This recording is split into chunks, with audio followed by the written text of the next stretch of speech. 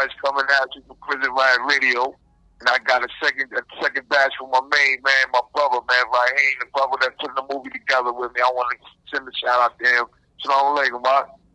Wa alaikum assalam, rahmatullah. How we doing? You know how we do, man. Put it together, man. It's the second interview, man. I had to double back with you. You got a lot going on, and you got a lot on your plate. Definitely. So again, let's touch bases back. Like I said, after you came home, we know that while you was incarcerated, we talked about it before. What was it that really held you down while you was incarcerated? Like, what really kept your energy going, kept you focused? Oh, well, first and foremost, it was Islam. Believing in our power, and also my writing. All those things kept me grounded, definitely. So you wrote your first book in prison. How many books did you write while you were incarcerated? I wrote 3. I've dropped 1 since I've been home. Yeah. Okay. And what was the first one you wrote? That would be Hood Assassin. Hood Assassin. So tell me what made you. What was the spark for that particular story? Like, you had your writing style, but what made you want to tell that story?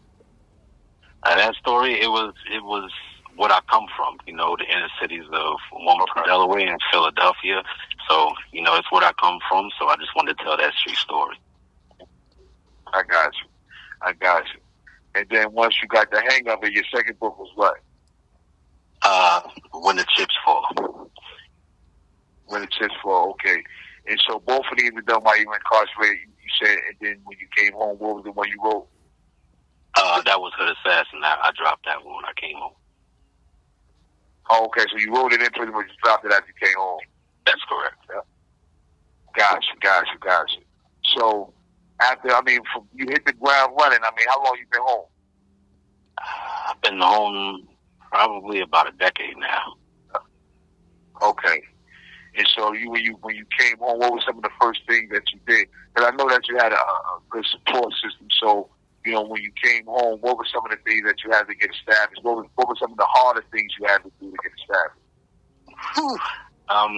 When I came home, I did multiple things, man, to get me back right and integrated back into society.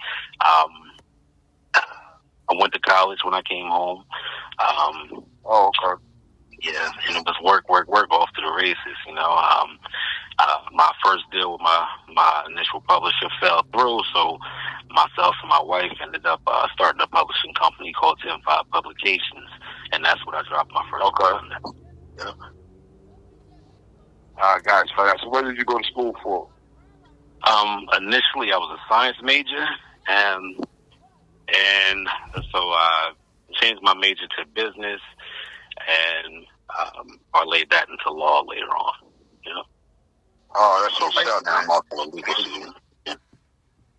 All right, okay, that's what's up. Because a lot of brothers, when we go to school while we incarcerated, but we forget about it when we come home. And it's equally important, if not more so, when you touch down, to take those credits that you got while you were incarcerated and build on them, so that way you get you can not only add your credit, but you can go straight to a diploma. Yeah, no question. Yep. That was one thing about Delaware. The Delaware prison system is that they really don't offer many college courses and things like that. So I was just studying on my own until I actually came home and was able to apply those things. Right, I got you. And that's an important point right there, man. Like a lot of brothers don't realize, man, you do 10 years in the air. If you study any subject for 10 years, they say that, you become a master of that.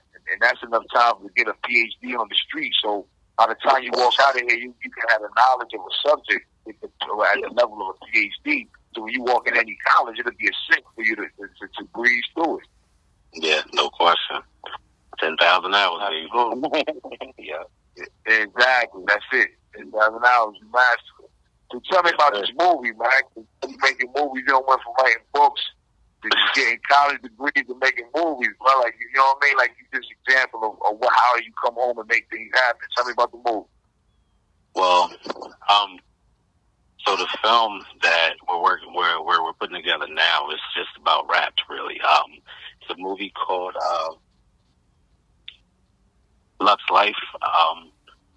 Yeah, it's a we like to call it horror hood.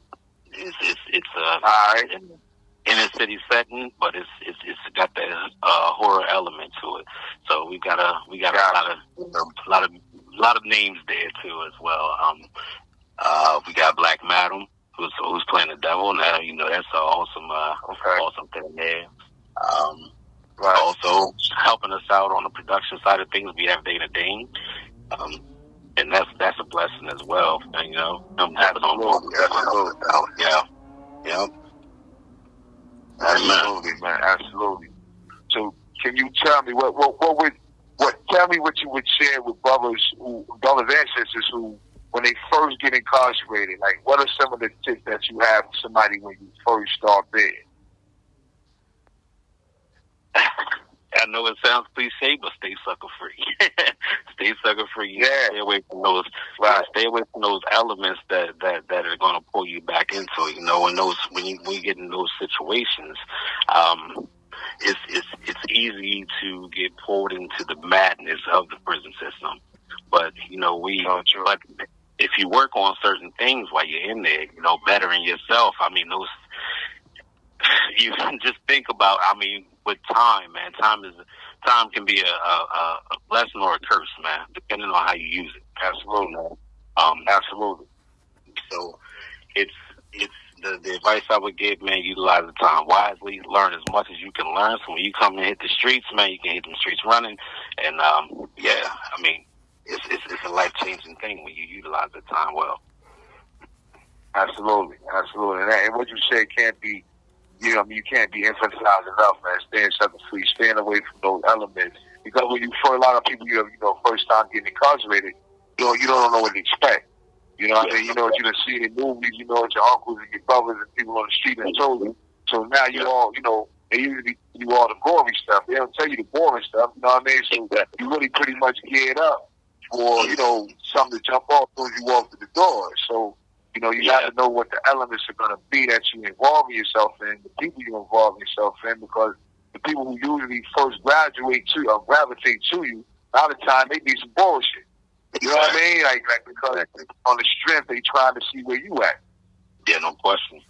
And that was where I was with it when I first went in. This is my first time. Now I did a long stretch, but I mean. This was my first offense, my last offense. This is my first offense, though. Right. So I was kind of feeling around in the dark when I got there. But luckily, thankfully, I ran into some good people when I went in there, who told me, hey, stay away from them, man. Stay away from those guys over there. Right. Yeah. Absolutely. So when do you anticipate the movie being out, man? And what's next after this movie? Oh, man. So hopefully, we're looking at early January, late December for the film to be dropping. And really, after this, it's up. Sky's the limit, man. We're definitely moving forward, pushing forward, and we're trying to put out some more quality content. Absolutely, man. Absolutely. So, what's your advice for anybody who's incarcerated, who are writers, who want to make movies? Like, what are some of the things that you learn in the process that you can pass on to the people? It's not as hard as you think it is. It's definitely work. Right.